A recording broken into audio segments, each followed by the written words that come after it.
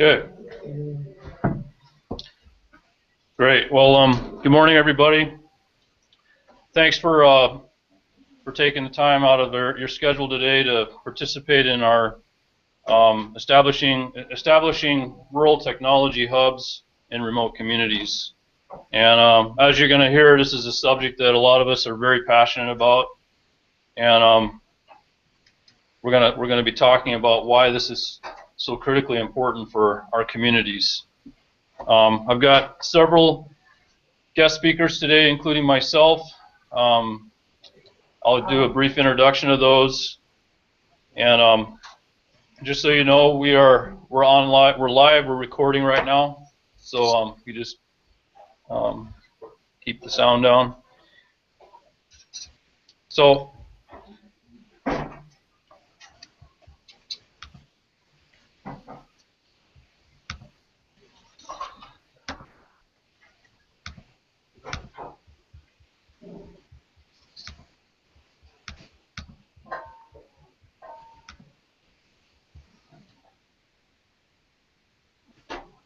So again, welcome to the Establishing Rural Technology Hubs in Remote Communities.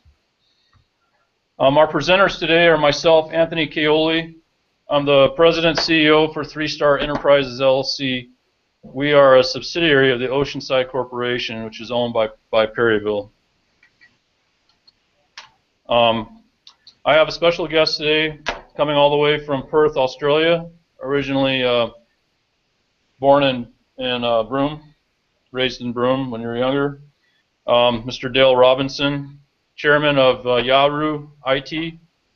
We also have Paul Johnson coming to us live from the 8A conference in Orlando, Florida, I think. Right, Paul? The National 8A conference, yes. National 8A conference. Is it the mid-year? Just the annual winter conference. Okay. Yeah. And we also have Frank Odasz, President, Lone Eagle Consulting. And Frank, are you in Montana right now?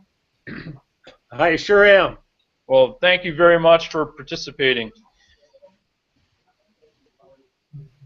So just a quick overview of what we're going to be talking about today. I'm going to give a little introduction, and then we're going to let Dale share a little bit about his community,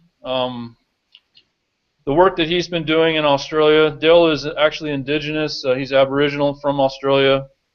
And we've just had an amazing few days. I've been showing him a little bit of Alaska and took him out to Tuluksak, and he's going to talk about his how he perceived that and experienced that. Paul is going to share a little bit about tribal policy and building,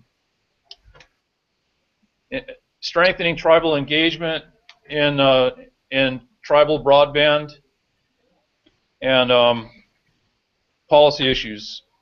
And then Frank is a digital entrepreneurship evangelist, and ever since I've known Frank, he's got so much energy and passion for this topic, for creating opportunities and creating or empowering people to be independent, no matter where they live or where they're at, using the internet.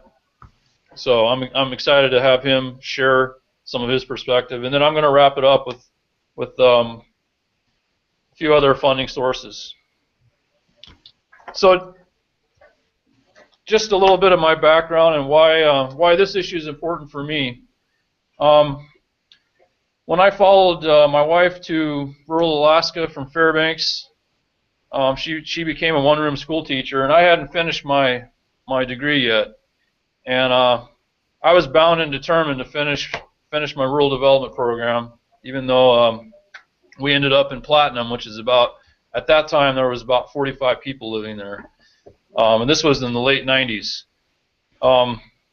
So we didn't have the internet back then. The University of Alaska had the audio conference system, and I was fortunate enough that there was a single semi-working payphone located in the the vestibule of the Arctic entry of this clinic, and that's where I spent my winter taking audio conference classes to finish my rural development program.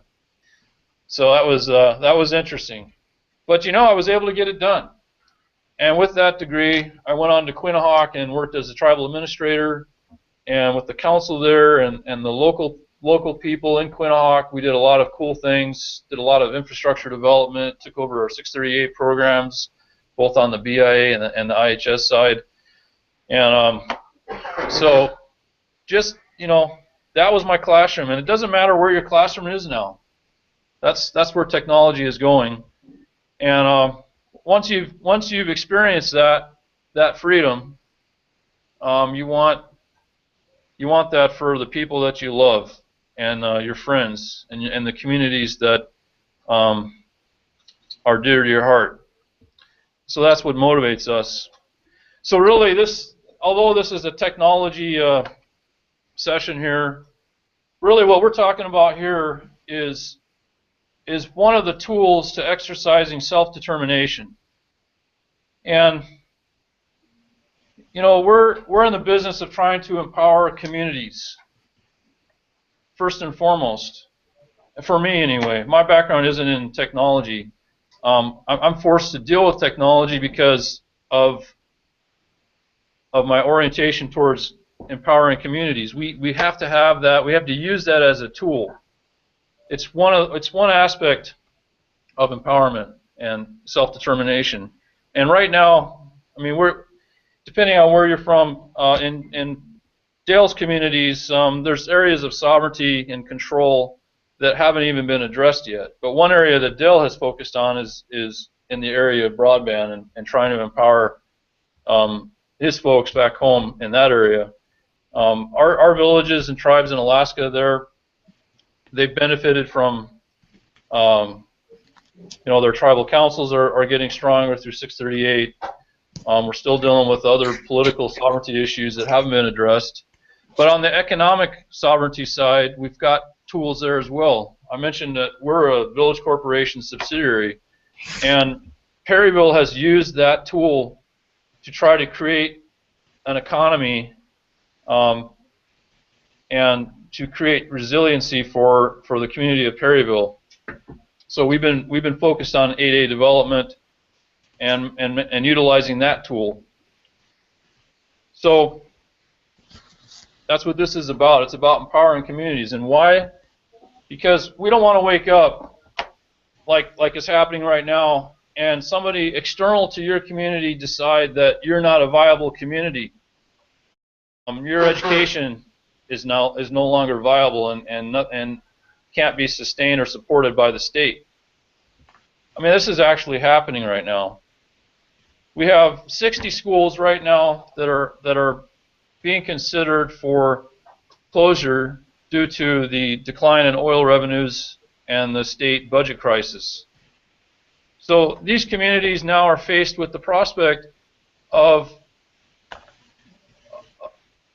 basically being closed and shut down. I mean, once the school closes, we all know how critical those schools are for the villages. We can't afford to lose that education or access to that education. So what are we going to do about it? Can we use technology to support education? I think we all know the answer is yes to that. So Perryville has a history of resiliency, which to me is a really inspiring story, and I want to recognize Gerald Cosbrick here in the audience. He's tribal president for Native Village of Perryville. In 1912, the Nova erupted and completely buried the traditional ancestral villages of the present-day descendants of Perryville. As a result, they were displaced, and Captain Perry, with the U.S. Revenue Cutter Service, what was originally the Coast Guard, transported the survivors, who became refugees, basically, south to Ivanhoe Bay and then to Perryville. And that's how Perryville was created or formed. that eruption was a massive eruption. So this is Gerald's. Probably have cousins there and relatives that were on the vessel being transported. This is Perryville today. Perryville is a small community and isn't immune to some of these external threats. For instance, Gerald and his council has been taking the lead on renewable energy, trying to free the community from total dependence on fossil fuels because there isn't the infrastructure there to support the barges coming in, plus the fuel is extremely expensive. Now they're working on the infrastructure, but like I said, it's historically been very expensive. And I mentioned how Perryville is utilizing the 8A program to strengthen its economic resilience.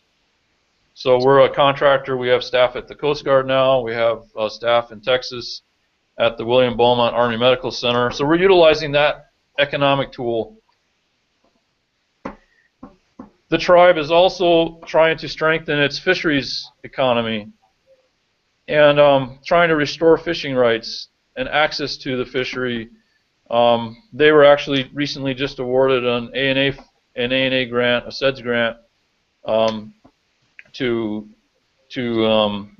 basically reestablish the community quota entity, the nonprofit entity in the community, with the goal of increasing opportunities for fishing for the youth. And so that brings us to broadband. And that's why Dale's here, basically, because for the last year and a half, we've been trying to figure out how to improve the broadband access in Perryville, which is a small community, 110, Gerald, residents.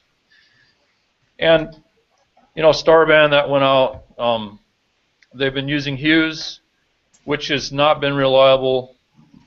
And so we've been searching for the answer. And we've talked to different providers, and I've sought out Dale because he has actually tackled this in his own Aboriginal Native communities. So I'm pleased to have him here today. Our vision, again, is, and as a training organization, 3-star, you know what? Basically, I've got a little bit of an attitude about this now. We're trying to deliver training, and frankly, I'm fed up. I'm fed up with not being able to utilize the internet to enhance our training and provide opportunities for the communities that we serve. And really, we all need to be fed up, and we need to get together and figure out a solution and overcome this. And that's really what this session is about. Because what we have right now is not working. It's not adequate. I can't deliver the training that I need to deliver to rural Alaska with the internet that's in place right now. No one can afford it. It's unreliable. There's data caps. We have got to find a better solution. The GAO just came out with a study on tribal broadband, and although there's been massive amounts of funding invested in this,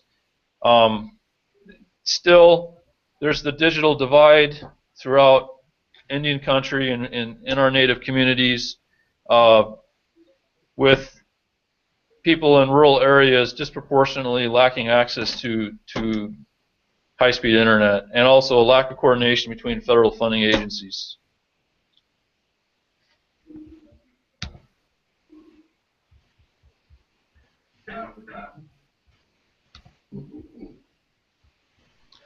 So, I should be back. So that brings us to Dale and his presentation. I'd like to introduce Dale.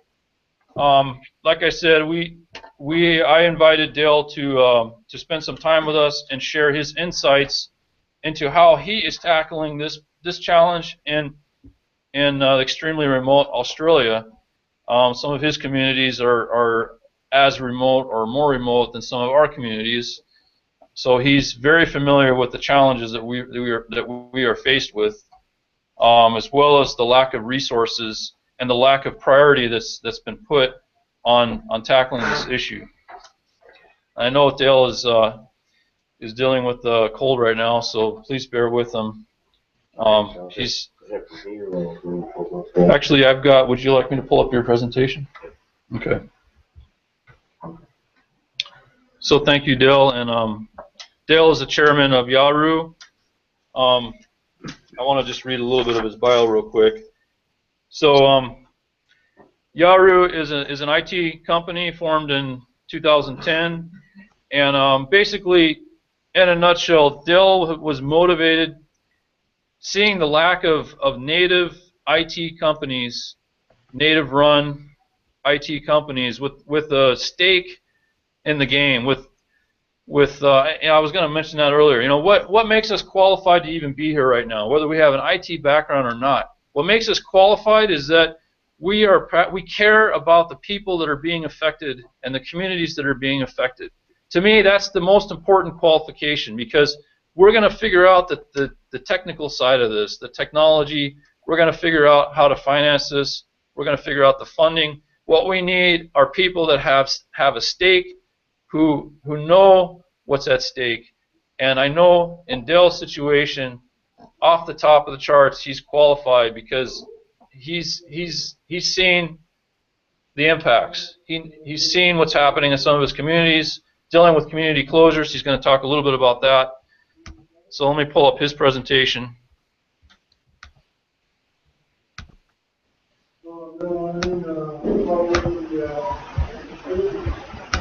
Okay.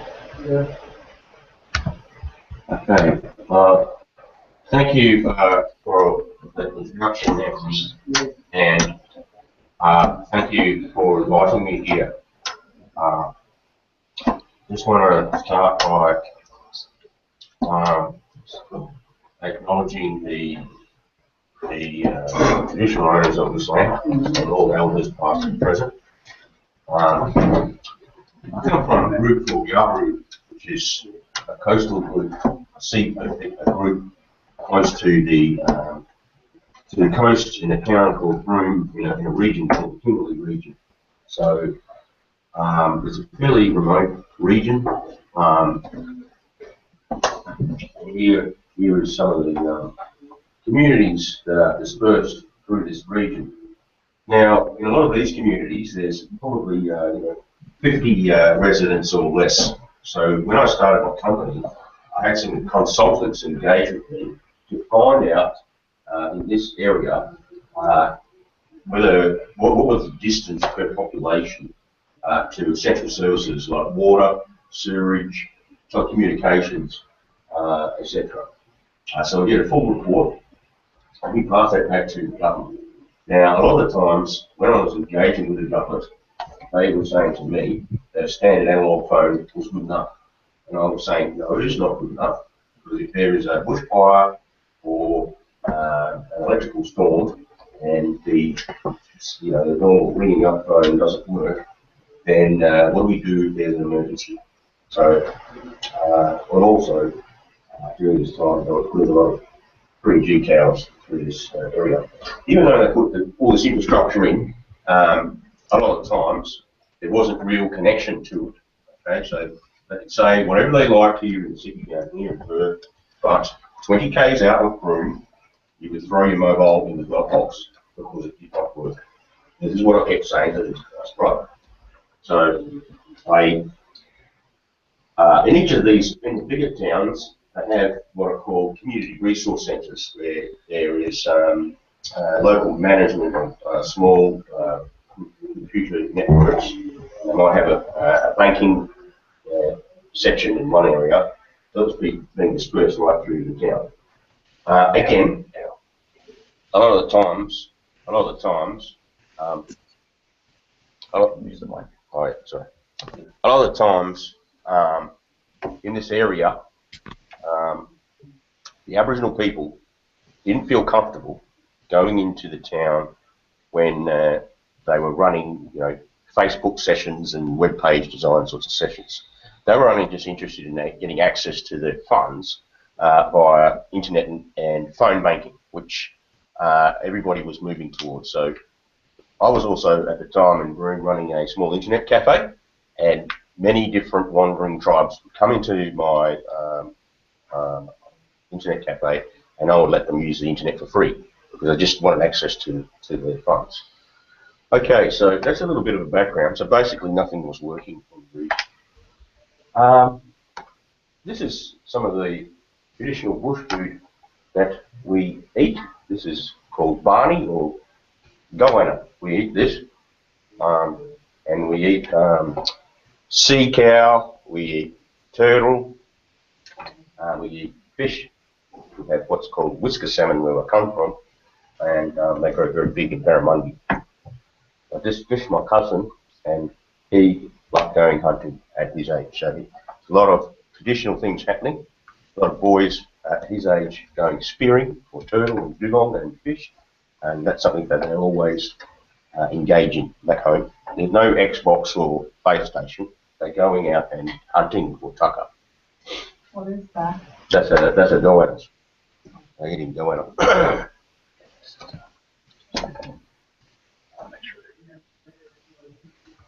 All right, so here's some articles about what's been happening in our communities.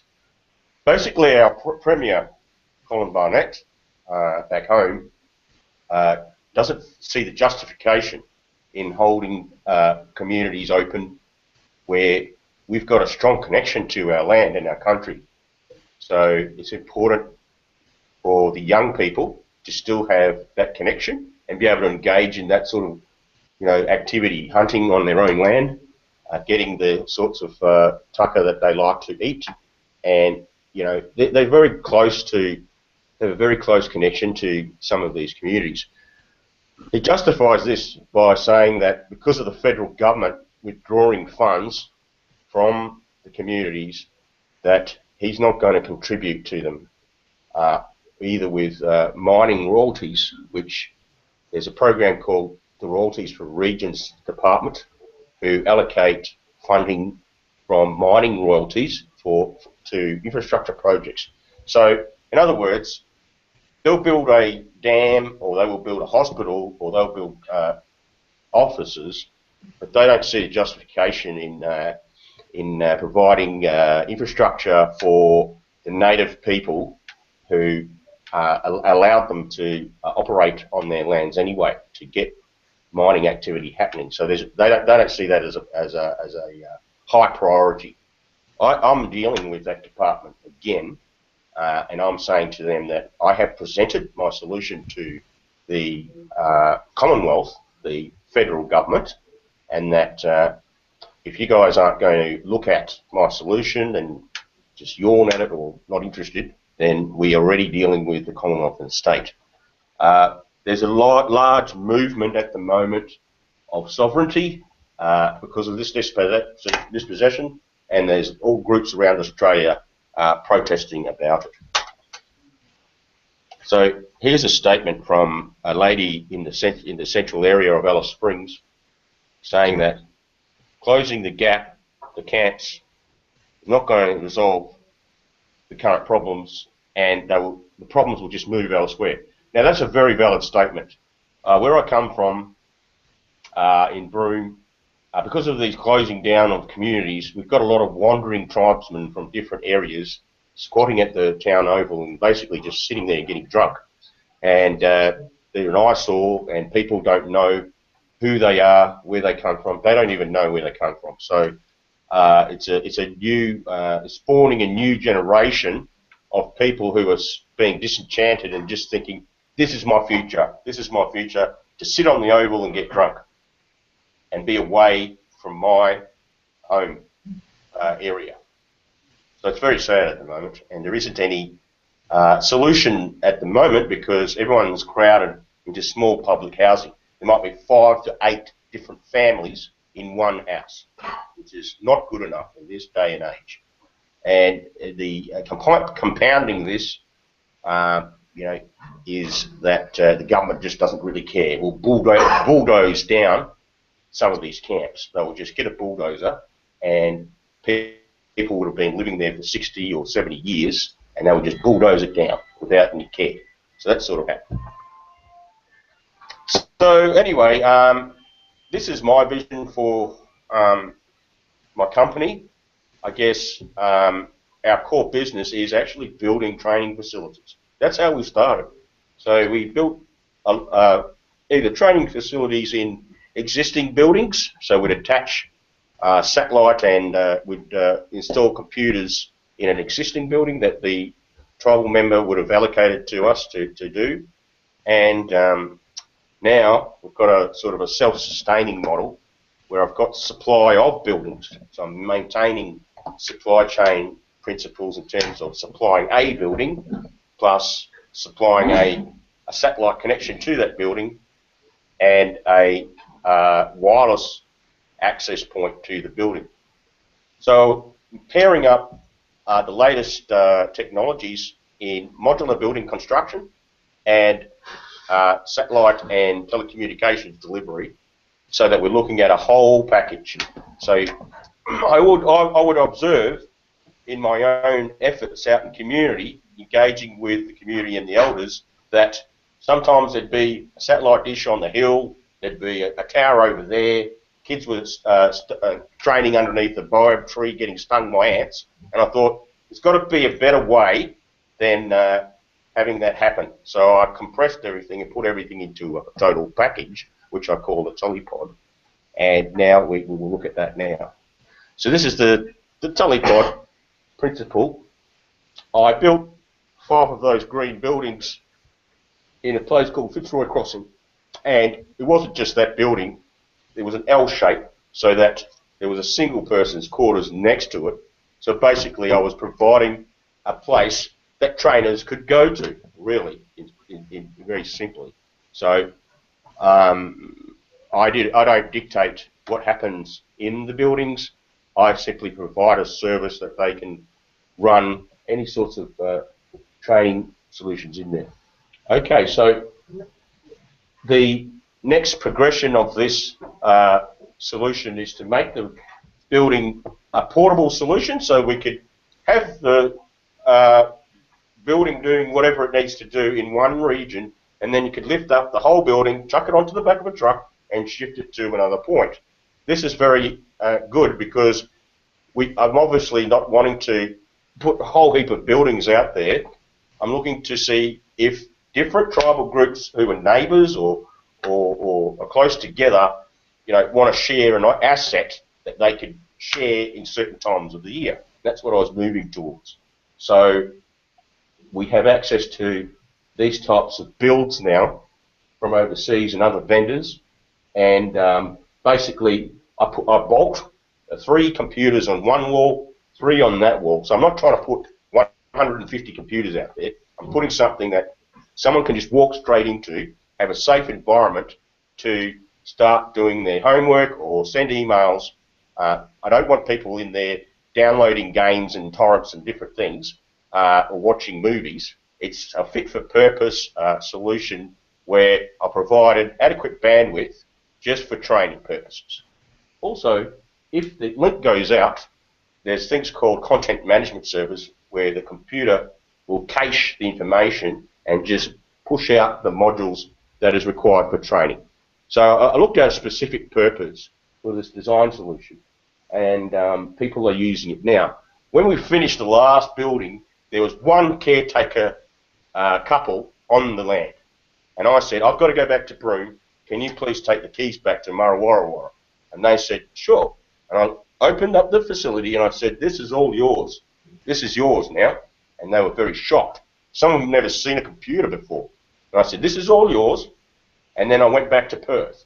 And when I went back to Perth a few months later, I heard that they had a ranger conference out there, that the WA Tourism Board went out there, and that the whole of the community moved back to the community because they knew that they didn't have to send their kids all the way to a city to learn at a university or learn at school. They could do it right on their land. And that's the sort of principle I'm trying to impart to you all. Our children are our future. They're very smart. When I went to Challuska, sorry, I don't know how to say it. I don't know how to say it. That's the English. I'll probably end up speaking Yupik, but it will take me a long time.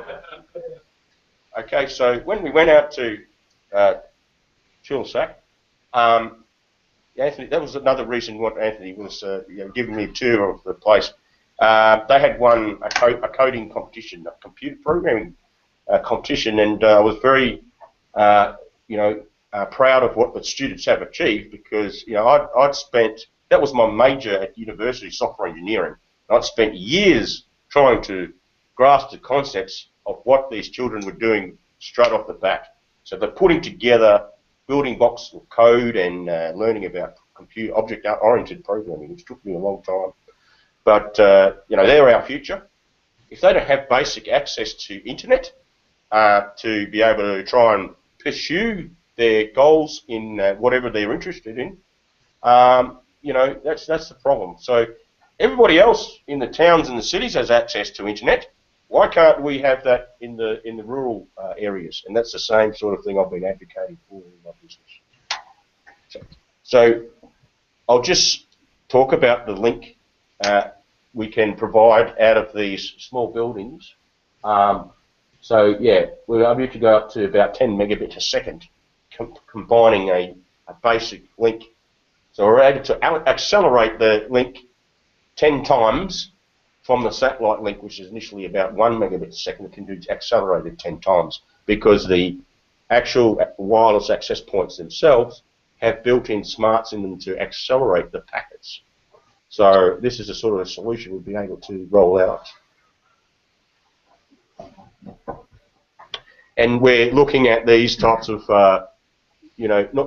doesn't have to be about a building. What if we want to drag all this sort of technology around on the back of a trailer, which is, all these solutions are available right now in Australia, have been for some time, in the mining industry. So I guess I'll look at the trends in the mining industry in terms of telecoms, and I'll put it straight back into the Aboriginal communities. I'm saying if it's good enough for you to dig holes in the ground and look at where you're going, well, I'll put all this into the Aboriginal community. And these types of trailer-based solutions can provide a radius of communications going out about 1 kilometre. We just recently delivered a solution out of this place, Aboriginal community called Warrawong, and everybody's phone started ringing up in the day when it didn't used to. So we're able to provide these sorts of solutions. We're able to talk to from the external access point to the internal access point, 1 kilometre range. So we gave them all what's called, your standard cordless handsets for making phone calls.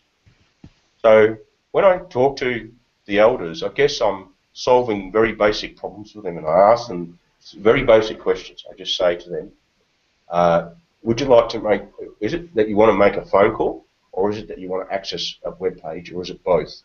So I don't confuse them with the technological jargon which they don't understand anyway.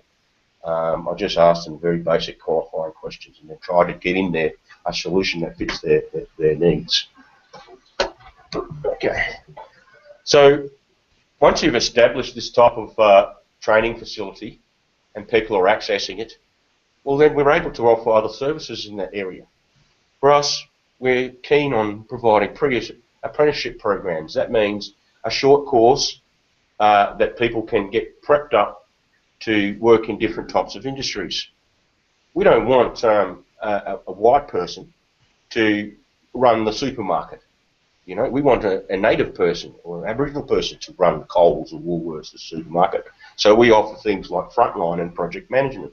Once they have those skills, they can run the supermarket. They can be the boss. So other skills we look at are electrical trade assistant types of skills, fibre and cabling types of skills, and teaching people how to point the satellite dish and install all the cabling. So that's part of our self-sustaining model. We provide a product which is a training facility. We train people on how to install that product, and then, so it's a continuous sort of a loop where we're engaging, training, and employing Aboriginal people, people from all around the world really, to try and implement our remote solutions. We also do have access to some of the training content with one of our partner universities. So about 60 to 70% of the university content can be beamed into the building, So this is what I mean again, like our people don't have to travel to the cities and get in trouble or whatever it is with social problems. They can just train on their own land where they are. So this is just a little bit about our own company and skills we have. We're 100% Indigenous or native company. We have the full range of IT skills available for support, right up to network design. We have electrical skills, web design, and application development and program.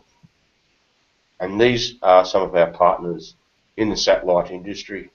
Yeah. Going back to that other slide, those are some of the services that you provide. Yeah. In that first slide there. Yeah. Do you guys do IT training also? Most of us in our hub communities, Yep. rural communities here, anytime somebody has a computer problem, we have to send for somebody to come So in. there's a question on the floor, since we're on the mic. Question on the floor is whether there's IT training being provided to people in the communities when they have issues. So I've made partnerships with large computer companies such as HP, Dell, Fujitsu in the city. So one thing I am looking at is sort of an up and down yo-yo approach whereby kids from, once they're trained in certain level in IT skills in their own community, can come to Anchorage, can go to Seattle, say, and sort of look at, a host employer giving them a shot, and then they can go back to their community and service their community. That's the type of model I was doing at my own home back home, and that can be easily translated to any sort of situation here as well. So it's available through learning the skill online anyway. Okay, so I don't dictate to the community what skills they want to learn in. That's up to the community individuals. But the IT training is one part that's available through that mechanism. Well, and to expand on that, not just IT, but in our instance, where we're contracted to provide training on how to write A&A grants, for example. We want to be able to do that in more than just Anchorage and Fairbanks, which is our contract's limited to just a couple locations a year. So here again, once we start to have some of these facilities deployed, it opens up our ability to provide all different types of training throughout rural Alaska. Yep. But then on the other hand, in our rural communities there, in my case, our tower from GCI is up on the hill, and we have a hill, and then there's some homes that have great access on occasion. Most times they're real slow and everything else there. We got all these Russian trees in the way, and when we get out beyond the tower, towards the airport, in that area.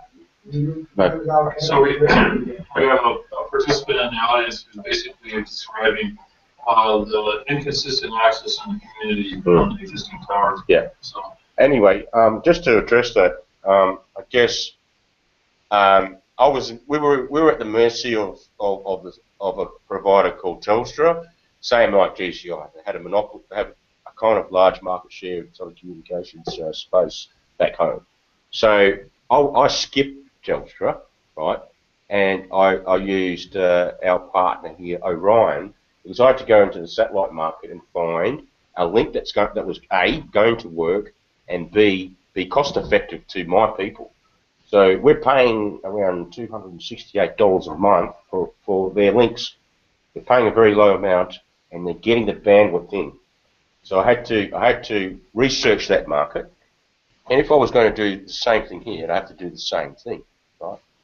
I'd be cutting down trees and looking at a clear path for this connection to come in, and I'd be looking at the right pipeline in terms of data to make the services all work. We're lucky with our solution that we have voice and data available on separate channels. It's not all coming down from one pipe like GCI probably is, slowing everything down. Yeah. So that's what we'll be looking at. Okay, we've got two other guest speakers, so I want to wrap Dale's presentation up here. Is there any other questions for Dale? Thank you.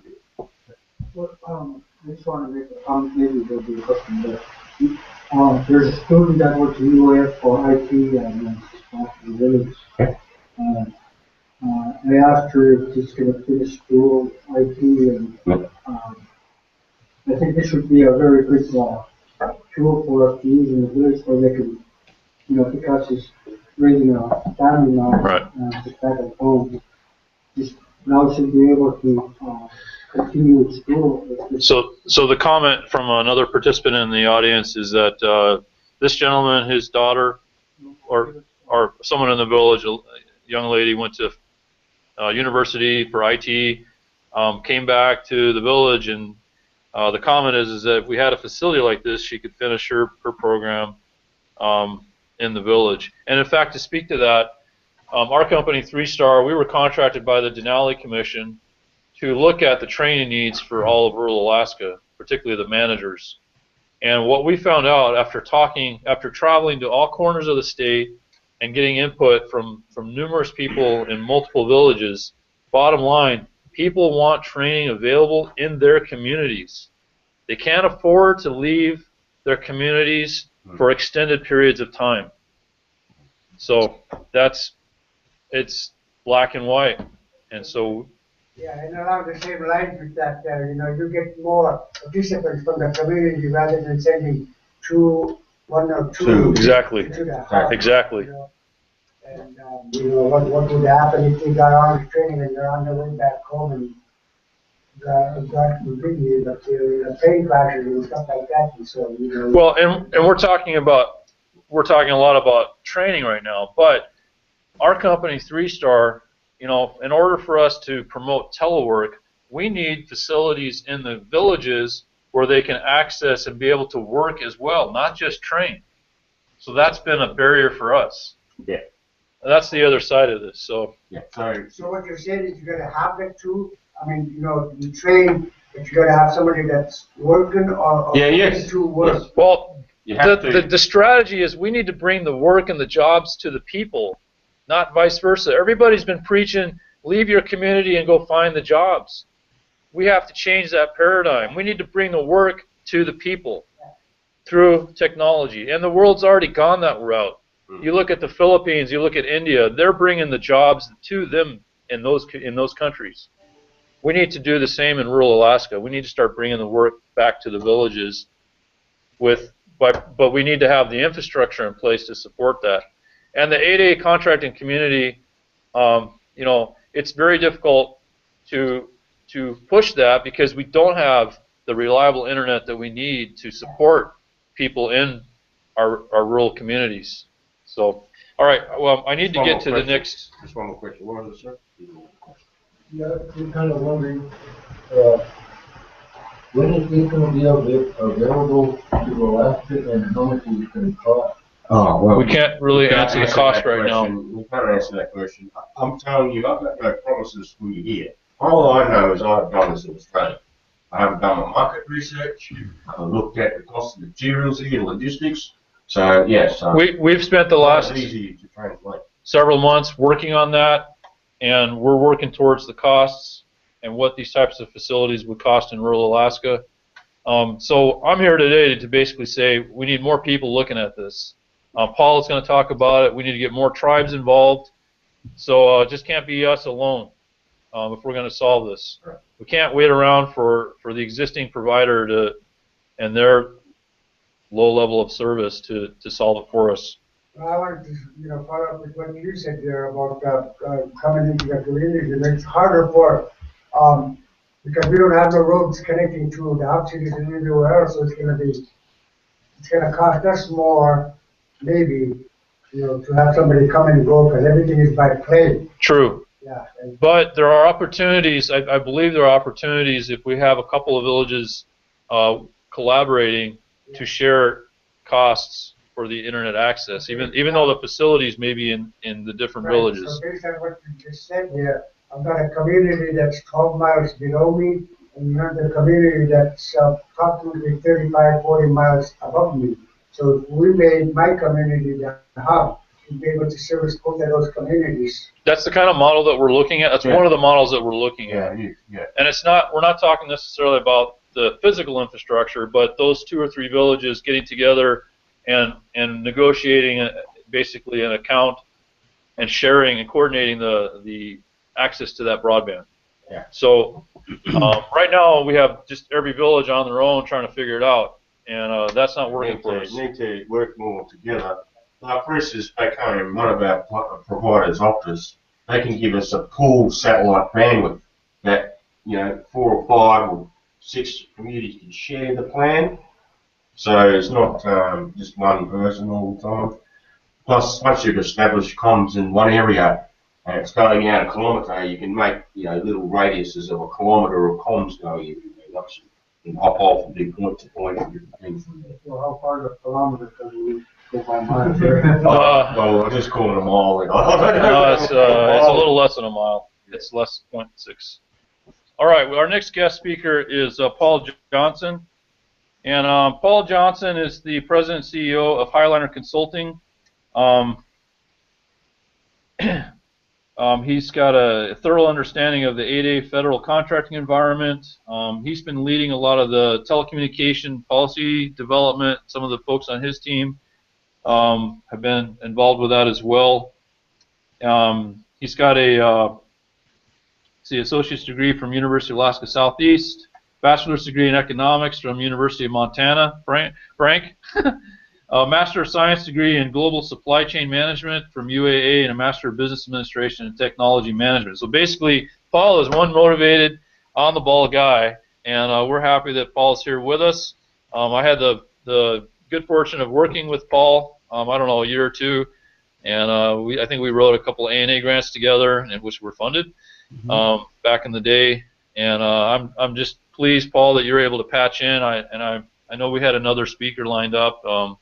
Condolences to her family and her. But thank you, Paul, for joining us today. Paul? All right. Thank you, Anthony, and thank you, folks, for taking the time and allow me to fill in. And I am filling in.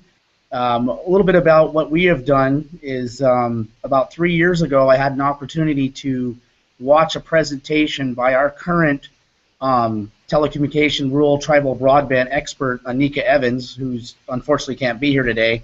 And she talked about how her tribe, the Gila River Nation, had successfully developed an eligible telecommunications carrier and had negotiated and leveraged their capabilities and sovereign over the spectrum, is what the areas that Anthony talked about. And after hearing her presentation, I realized that is something that our tribes have not even broached the subject on the telecommunications or sovereignty over the spectrum. And so it was one of the areas that I told her, if we ever had an opportunity to work together, I think it'd be great to bring that skills and knowledge back to Alaska. And I've been very fortunate that she joined our team 2 years ago. And so today, if I can, Anthony, kind of share with your attendees a little bit of the 30,000-foot level of broadband process. And we can allow more in-depth questions just because of our limited time today. If you could forward email questions, and we can follow up with more in-depth answers. But a little bit about what's going on with broadband in general is that the Telecommunications Act of 1996 set a goal to expand telecom and high-speed internet throughout the U.S., and primarily within the rural areas. And the other portion of that section is, most of the programs are funded by the Universal Service Fund, which is a tax that's on all telephones, whether it's cellular, landlines, and portions. There's no new taxes. This tremendous fund has been built up, and it has allowed for multi-million, billion-dollar capabilities in these portions. For our company purposes so far, we've observed and participated as attendees and sometimes subject matter experts in 3 different states. Keep going? Yeah, keep going. Okay, we were participating as a subject matter expert and participant in 3 different states' rural broadband outreaches: Montana, Washington State, and Alaska. And it was very interesting to see there was a couple different approaches how each state used their funds and got funds and their method and approach to dealing with rural broadband, and unfortunately, it had the same result. It didn't really produce the final connection.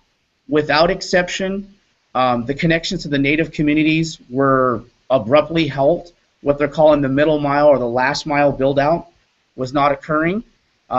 Progressive states such as Washington, that's the home of Microsoft and Google and Amazon, could not find a technological method or way to connect that process. Progressive states like Montana, which have a very good relationship, nation-to-nation relationship between the state government and the tribes, still could not get over that hump. And of course, Alaska, with our many multitudes of challenges. And so I don't have to explain to any of you some of the physical challenges, just our large, vast state and technological challenges, but we can talk about a couple things that I have learned as a management that for many of us, we probably remember the monopoly that was Alascom, and then the effort to break the monopoly up into, GCI and ACS allowed them to compete. Well, actually, if we had left the monopoly in place, we would have had a better chance to receive federal funding from the government to actually build out the networks that we have now. So it was one of these things where our free market approach really put a limit on it. The second thing is and I hope I don't cross lines here, is really political. So many states chose to receive the ERA money or the Recovery Fund Act money that President Obama put forth. Like Montana used that grant money to help expand the education of broadband in their state. Unfortunately, Alaska is of a different political persuasion. Our state chose not to choose those grants to extend it out and instead focused on a different grant on the Alaska Broadband Task Force and Summit. So what we're kind of running into is a little bit of political, a lot of technology challenges, but also we as a state and our tribes, we have a different relationship than the states that are being very successful in terms of rural broadband effort. So the most recent effort for many of you guys, that the whole reason that a GCI would come out to rural Alaska is they received $7 billion of fund there to build out the cellular networks. It was not done because there was an untapped market. It was done because it was heavily subsidized. So what we see is a broadened expansion of cell network, and then you explode it with smart telephones. You've created demand that exceeds your capacity, because we all remember the slow download speeds, of course, and the shared lines of share tones and telephones, but now you've kind of created demand that you cannot fit. So what we're running into here now is there is GCI received $41 million of a $45 million tribal mobility fund, which has allowed them to build out rural communities. What is not known is how much did each build out cost in each community, and whereas obviously some of them are probably more expensive than others, but the other portion is we just don't have any clear idea, but we do know on average it's probably subsidized to $2,000 per subscriber. So you kind of see an idea of why we have cell service to begin with. So as part of that fund, they have an obligation to fulfill tribal engagement, which is what the FCC allowed them to do. We have been noticing in just very limited exposure that tribal engagement hasn't really been happening. And so it may not necessarily be that they're intentionally not reaching out, but if they were sending a message, who in the tribes will understand how to read it or what it meant? And so letters are being sent out to tribal presidents, but if the office people don't know what it's supposed to be involved in, the engagement component isn't happening. So one of the things that our company has been focusing on is trying to raise the level of knowledge and capabilities and capacity to understand what their role is in the rural broadband effort. So what we are seeing is multiple agencies, as Anthony had kind of alluded to. Everybody's in their own lane, if you will. Let's talk about the good things. There are many tribes in the lower 48 that view Alaska's rural telemedicine as world class. Well, it may not be what we view as perfect, but it's a lot better than most places have. But telemedicine for us wasn't a luxury, it was a necessity. And so what the government has done and IHS has done is realize that telemedicine and being able to do remote locations and areas was a lot cheaper than flying people out or staffing clinics with fully skilled practitioners.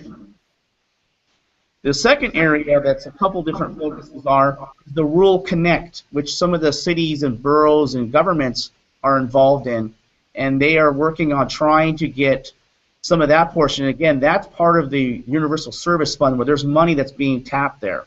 But what's happening right now is that our build-out to rural Alaska is market-driven, driven by industry. So I applaud the efforts of the Alaska Broadband Task Force Summit, and I will not hold the folks that ran it accountable for this. But if you heard the comments that were made by folks who saw the cost of the build-out, and it was estimated at $4 billion with a B, there were comments of, why don't they just move closer to the network? And I think you see that same approach in everything working out in rural Alaska.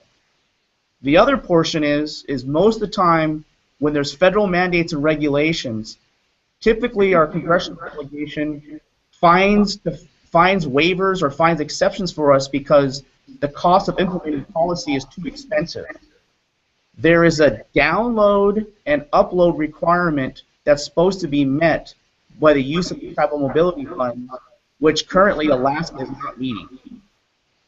We are suggesting that we do not let the government take an exception on it, because taking exception on having telecom companies meet the broadband requirements for which they are using federal taxpayer dollars is actually going to hurt us. I want to repeat that, Paul. Okay. So what Paul is saying is that, you know, we all know there's been a lot of exceptions for Alaska in various statutes and laws, and usually those work against us. So what Paul is suggesting is we all, in this area, we not allow there to be an exception as far as the upload and download speeds that is being sought by the industry. Is that correct, Paul? Yes. Yes. Okay. Okay. Now, we're not blind to the idea that we have severe infrastructure challenges, but we also know that this is not going to be a state-run solution given our state budget considerations. But there is a couple areas that we are seeing right now where you've got rural health care has a link in there. Schools comply for the E-rate program, which gives them highly subsidized internet. But there needs to be more of a coordinated function in some of the challenges. Now, one of the ways that they're addressing the rural broadband in lower 48 states is by something called positive train control, which requires them to have intermittent repeaters along train rails so they know that trains are on the track to help reduce accidents. Challenge for Alaska is not only do we have a very limited rail, it's a different class of rail. So we just have very limited transportation, roads and highways, which is the method that they're using to build out in the down south, lower 48. We are running into that challenge. So what we're seeing here is rural healthcare is pretty much has the priority. Then you have the E-rate in schools, and areas right now that are focused. FirstNet, which is a coming up for bid right now for vendors to bid on it, is a way to develop an emergency management network for all first responders, which is multi-band, multi-carrier. So what we're talking about is a way that, since Alaska has very limited public safety with the loss of the DPSO program, is another argument to put high-speed broadband in the villages. Well, and Paul, Dale and I had talked about possibly using these telepods as emergency command centers, and I don't know if that would be a mechanism for funding them, but that's something that we were brainstorming, because basically we need a multi-purpose access point that isn't strictly limited to the clinic or health or to the school, but that the public can access and take classes, and we don't have that right now. No, I think the tool that he's recommended could have application in Bush, Alaska, absolutely. You know, not being a network engineer as our Anika is, one of the things that I have learned, just think if you're at your house, even in Anchorage, and you connect directly to the internet, the wire from the wall, versus going on Wi-Fi, you have higher speed. So what could happen is that the trunk from the broadband that comes from the satellite or the fiber goes directly to the training pods. You can control the flow of it, and then any of the excess Wi-Fi is where it will be slower, but you have more bandwidth and more broad space. So think of this. There's a reason that GCI was one of the first providers in the country to offer Anchorage gigabit internet. The reason is they got a ton of money from the federal government to build out in rural Alaska. So the argument is what's good for rural Alaska improves Anchorage, Alaska, and we all know that the economy in Alaska is driven by what happens in rural Alaska, not in the urban area. So my final thought here, Anthony, and where I believe your group and what your efforts you're doing is important, is that we need to work with the tribes to help them become educated and what roles and responsibilities they have in this broadband build-out process. There is billions of dollars available that's there, but if we were to come together as one voice, 200 plus tribes, and they were to address Alaska's rural broadband effort, the U.S. government in this act would meet over half of their rural tribal broadband effort. That's the method that we need to approach, and you need to be able to get our tribes, our representatives at the table with Alaska and say, we have something to ante up. And you need to be at the table with the communicators, with GCI, ACS, and other providers to say that we know that you have an obligation to engage us, and this is the feedback that we're providing, not just accepting it, because those are tax dollars or those are federal dollars that are collected from everybody. So thank you, Paul. Thank you very much. I know you have another session you're getting ready to do there at the National 8A conference, so I really appreciate you making yourself available. And Paul and I had talked about the need to actually have more than an hour and a half to tackle this subject. So we've been brainstorming a way to get the tribes together at a Alaska Tribal Broadband Summit or something of that nature to deal with this problem. So I think we're going to brainstorm that some more. Right. So thanks again, Paul. And I failed to mention that you're Thinkit from Yakutat, so I apologize. Yes, thank you much. Good to speak. Wayana. All right, so our last presenter is Frank Odasz, and I'm going to pull you up, Frank.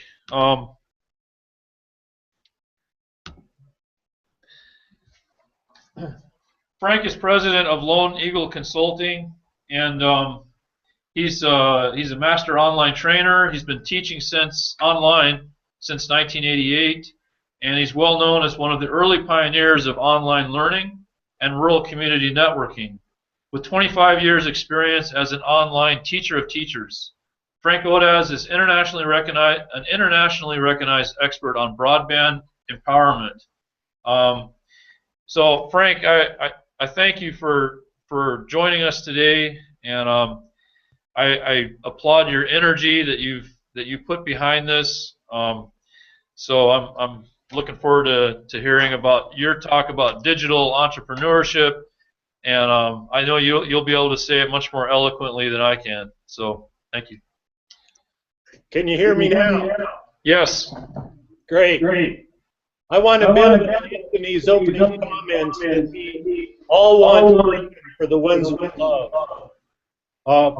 My story is basically I want to know how to have no boss, no employees, and live anywhere I want and do the kind of work that I love. And 18 years ago, I came up to Alaska to provide the first internet workshops for 11 villages on the Yukon. And since then, created online courses for teachers on how they could use the internet to allow youth to remain in the communities, how elders' stories could be preserved for all future generations digitally, and how culture can be celebrated, expressed, taught, and preserved via these new digital technologies. I have taught teachers at the university for a dozen years. For the last 18 years, I've taught through Alaska Pacific University and the Alaska Staff Development Network. I am secretary for the Rural Telecommunications Congress, and I can talk at length about infrastructure, crazy politics in Alaska and at the federal government. But that's not my topic. My topic is the technology is getting easier and more powerful, and anybody that wants to become a self-directed learner can learn anything they want once they get online. There are ways of sending training to villages. A thumb drive the size of my little finger can hold 100 hours of video training. What 100 hours would be the best training for you or your youth, or even what 10 hours can be deliverable via mail. But I've followed carefully with Connect Alaska, the Alaska Broadband Task Force, and others what is and isn't happening in Alaska. And GCI says the villages with internet use it to watch movies, not to celebrate culture, not to preserve elders' knowledge, not to allow youth to understand that they can remain a part of the village's future. So this has been a concern for me. When I first came up to Alaska, newborn babies that were being born then are now college freshmen. So over the last 18 years, I've been struggling to write online curriculums for Alaska Native youth and teachers, and I have found resistance from the Alaska legislature and GCI and others. The question you might ask is, what's the best digital village in Alaska that has fast internet and is using it well as a model for other villages? A year ago, I was in Metlakatla working with a Connect Alaska grant to create the first Alaska Native digital village. And all those resources are online. In fact, everything I've created in 30 years of teaching is online without restriction. Currently, the challenge worldwide is how can other rural communities, like the villages in Alaska, use satellite or cell phone or other technologies to survive. And we have a representative from Australia. I'm working with a former student of mine who is an ISP in Nepal. This is a global issue and a global opportunity for you and your specific villages to raise the flag on cultural sovereignty and how you can be in full control of your future. I will be in Heidelberg March 1st through the 12th, delivering a digital vocational education course, not just for youth, but for the elders and the entire community. And we will be putting our resources on the internet without cost for anyone that would like to follow along how Heidelberg is exploring how it can become intentionally innovative as a hub for Ilisavik Tribal College, but also as a model for how to take control of the sovereignty and self-determination that this technology allows us. And my view is that where better than a rural Alaska to showcase the independent spirit and the preservation of Native values and Native cultures, particularly at a time where schools are closing, youth are moving out of villages, and that's all unnecessary if the villages were to understand the power of the internet, even with slower speeds. So please consider me a resource, both at the federal and international level, as to case studies, what new infrastructure innovations are possible, But more importantly, I've created a lot of resources for Alaskan educators over the past 18 years. And when I started, the internet all across Alaska was terrible.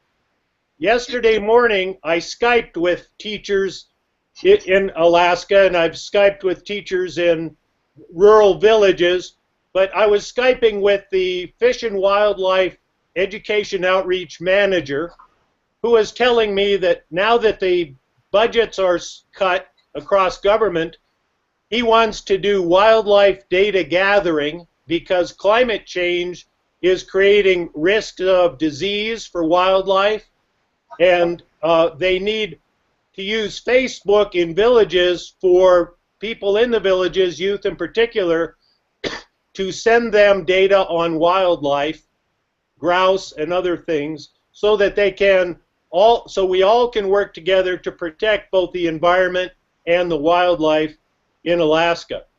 That's the type of thing that could be very exciting to empower both the villages and the state government to better understand the role of villages in being stewards of the earth and in creating models for others in rural Australia, in Nepal, and so forth, that basically would be examples of we have chosen sovereignty and to be self-determinant and independent, and these are the tools and how we chose to use them in our cultures, which in Heidelberg is Haida. So with that, you know, what we hope to create is a story in Heidelberg the first 2 weeks of March. Then I'll go home to Montana, but I won't be gone. I will continue to work with the community of Heidelberg for a 2-credit, dual-credit course through Illisavik College to continue their work online so that they can get comfortable with what it's like to be online. Video conferencing can be scary. I don't know if my face is on the tiny iPad the lady on the back wall is looking at, or if I'm 40 feet tall on a huge screen in front of you. I think you're both. I have appeared on a robotic iPad where I was able to use my iPad to drive it around the elementary lunchroom in Metlakatla and chase the girls around the lunchroom. When I approached a teacher, however, I was a disembodied head on the end of a broomstick with what looked like a vacuum cleaner, and I moved toward her a little too fast, and she almost fell over backwards. So my point is, this crazy technology takes getting used to, and it's about person-to-person contact. So when I get new teachers in my online classes, homeschooling mothers, superintendents, whomever, we Skype face-to-face to make sure they're comfortable and that we overcome their fears of technology, and I promise them mastery learning as their mentor, that I will help them with any technical problems they might have. And then they understand how they also can use this technology. And my hope is youth in Heidelberg, within a month and a half, will be able to teach anyone on the planet that has an internet connection about the stories they now can tell in Heidelberg about youth as global professors, youth self-employed so that they could be a part of the village's future, and youth having a global voice so that they can share native values, which from what I've learned in Alaskan villages, Alaskan values are that we are all stewards of the earth and sky and the animals and the environment. We are one human family, and as such, we are responsible for each other. And now that we have a global voice and billions are coming online, with power comes responsibility, and we do have the chance to share goodwill and heartful humor, but also the wisdom for how to sustain our cultures without having to send our youth to the big city, without having to bulldoze our villages, and so forth. this is not something the federal government necessarily is going to champion. It is your challenge. It is not something the Alaskan legislature or GCI will take responsibility for. But all 250 villages together, as innovations are created and elder stories are created, the internet allows you to share those solutions, to share the goodwill and the digital stories, and that's very, very powerful. So in closing, the opportunity for all of us to use the internet well, to create and share, to bring us closer together, to share what's working, and to encourage each other. I personally get stuck with technology all the time, but I try to have patience with myself, and I try to encourage others that have doubts about their ability with this technology, and so forth. So, in short, there are a lot of exciting things about to happen online. Heidelberg has pretty good internet. I do know many people that are involved with state-of-the-art internet delivery, and I'm happy to share those contacts. But I know we're running out of time. I would like to open for questions if any of you have any questions for me now. But before I do, Anthony has the web address for my my PowerPoint, which, let me just see if I can show you. It's lone-eagles.com. Can you see that? Yes. Great. I'll make it bigger. Yeah, please do. Yeah. Can you see that now? Excellent. Sustaining dash villages. Now I can even make a little video that walks you through this web tour and explain each one of these links. What's interesting about that is I'm going to teach the kids in Heidelberg how they can create videos to teach each other and the other villages. So everything I'm doing, I can teach to anyone, anywhere, anytime, as can you. So thank you very much, Anthony, Paul, Dale, and all of you in the audience. Thank you very much. Thank you. So that was Frank Odasz, President Lone Eagle Consulting. A phenomenal presentation, and Frank's an inspiring guy. He's very passionate about this. I think you got a sense of that from everybody that's here. You know, it's not just about technology; it's about empowerment, and that's what drives us forward. Like Frank said, we can't rely on the federal government. It's up to ourselves to tackle this problem. So we are out of time. I just wanted to add that 3-Star, we are also the contractor for the Administration for Native Americans Training and Technical Assistance Center. We have training coming up February 23rd and 24th for pre-application training in Anchorage and Juneau. And you can register at anaalaska.org. ANA funds are very flexible for community projects, funding language apps and language preservation, as well as social and economic development, technology, infrastructure, training. There's a very flexible funding source that really it's ANA believes in community empowerment and community-driven projects, so projects that are coming from your community, that are your priorities, and ideally that also involve the youth, which is oftentimes a key component of a lot of our ANA projects. So I just want to put a plug in for that. The application deadline this year for ANA is April 6th. So anybody that's working on a draft application, you can go to our website, anaalaska.org, and request a review of your draft application, and we will assign one of our team members to review that. So thank you, Frank. Paul has left, and Dale has left. Thank you, all of you, for participating. I have an evaluation form that we would like you to fill out. We have one question from the floor.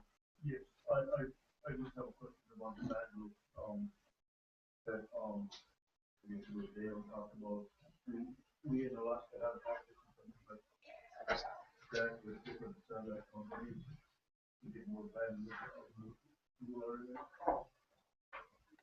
Are you saying, do we have access to that? Yes, actually, Dale has been working with me to investigate different providers for Perryville, and we've been costing that out. We need to negotiate better rates, though, because it is expensive. So we're working on that. So, all right, Guyana, I'm going to go ahead and stop the broadcast. Frank, you take care. You And, too. thanks, everybody.